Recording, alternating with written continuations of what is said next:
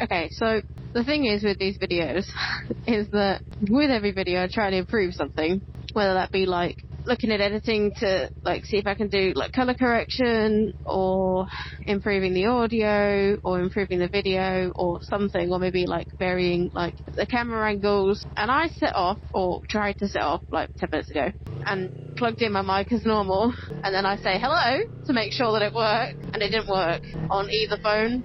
And I have a feeling it's because when I was trying to put it in a different place in my helmet to block out a little bit more of the wind noise, so it's like out, it's not in the chin, it was like to the side. And I think by doing that, I pulled the mic and one of the connections within it has like broken or something, which is annoying, obviously. So I'm recording with the Cardo again, which I'm assuming will give for worse audio.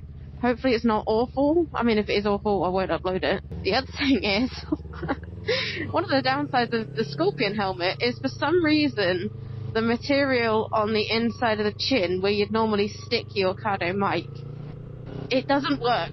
It's not sticky. Or the stickers don't stick to it. I need to get just a little bit of extra tape and stick it to like the cheek pad or something rather than the chin. But right now, it's sort of like pressed up on the chin, and I'm hoping it stays there. So essentially it'll be a miracle if this video makes it onto the internet, but I'd already like made the decision to go out and film, so I wanted to go for a ride anyway. And knowing my luck, a bug will okay, so we're not. I love it when people don't indicate. Oh, let's just all guess where you're going. Yeah, that makes a great game. So I think what I'll do is I'll just try and talk during the not so windy parts. I mean, I'm planning to just go through a load of country lanes anyway, so I'm not exactly going to be going particularly fast, but yeah. I apologise if the audio isn't great, but if you're seeing it, it's obviously clearing it. What's going on? Why is there a huge queue? Someone's got their hazards on. Oh my god. What? Oh my god. So was our lane just slow because people were nosy? Okay, I was meant to turn right here, but I don't want to sit. Oh, he is. No, I don't want to sit by a load of people. So, I'm not doing that. Change of plan already. I now don't know where I'm going. Well, I know where I am, but I had a route and I was meant to turn right. So, I also said I wasn't going to talk when it was windy, and now I'm doing 55, and I can hear the wind, so I'm presuming you can as well. Oh dear, what a shambles this video is. So, I actually had, would you believe it, I had a topic for this video, and I sort of don't know whether I should talk about it, because, like, I wanted it to be a good quality video, and I know this video is not going to be the best. Screw it, I'll do it anyway. You all know that I didn't mean for the audio to be like this at this point, so it's fine. I wanted to talk about, obviously, like, a few videos back, I was saying that, you know, we were thinking of upgrading bikes after the first year of no claims discount, because insurance becomes more favourable. And obviously it's like, whether you can even think to buy a bigger bike, because I was looking at Ninja 650s, which have a similar frame size to NOXIE, but obviously that bit of extra power, and they can be de-restricted for A license, which would make taking my test a bit easier. But essentially every single comment on that video was saying, wait. You all said, wait, keep this bike for the 2 years, and wait until you can get the bike of your dreams. Because I've already mentioned, like, right now I'd love a ZX6. Obviously, things might change. Yeah, that you said, like, basically, be patient. And obviously, it's easier said than done. But, at the same time, but what? What's going on there? Oh my god. And I think I subconsciously made the decision when I started buying things like these adjustable levers and the rear hugger, which I initially said I wasn't going to do because I wasn't going to have the bike long enough.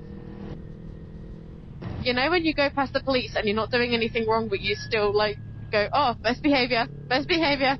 That was me just then. Yeah, I think I subconsciously made the decision when I started buying the extra stuff for the bike, because I do feel like now I am going to have this bike for the full 2 years of my A2 license, and there's a couple of reasons for that. Obviously, it's smarter money-wise, because I obviously won't buy a new bike later this year, and it means that instead of just having like paying the same amount of insurance but for a bigger bike, my insurance hopefully will go down, because obviously I'm staying on this bike and it's quite a low powered bike, and it is crazy what I'm paying right now. It's £80 a month, but it's like obviously you're not getting any no claims discount yet, so I'm assuming, or I'm hoping, when I've been doing quotes with like a year's no claims, it definitely helps the situation. So I don't think I've ever done this roundabout right turn. I didn't like it. It wasn't fun. So yeah, I mean, there's reason number one is that it's the smart choice. I get it. I get it. It's the smart choice because I have a very good bike. I love this bike. I was purely thinking about obviously having a bit of extra power and then taking my A license on that bike just unrestricted. However, quite a few members of my family ride, and there will be a bike available that I could use that fits the requirements that you need to do your A license bike. So provided I can get insurance on it, that's fine. I wouldn't need to go through school. So there's that. And there's also the fact that who I ride with at the moment, we're all on A2 licenses.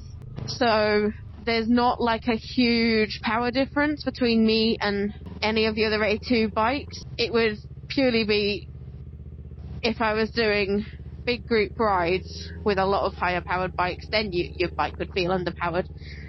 But I'm not really doing that at the moment. I'm sort of sticking to a smaller group, so you can even over for me. Thank you. Appreciate it. Not that I can get very far, but I like knowing someone who likes bikes is behind me. The angle I'm sort of going at now is obviously learn a lot about this bike, learn how to take care of it properly, add things that I want to add, like these levers, like the rear hugger, like changing the chain of sprockets. I've obviously already added the new tyres, make it my own, which I kind of already have done, and just get really, really comfortable in it, because I do love this bike. She's reliable and she has enough power for what I'm using the bike for. Yes, I'm excited to get a bigger bike, and obviously once I'm on a bigger bike I'd probably say different in terms of the power for this, but hey, just cut across like 4 lanes.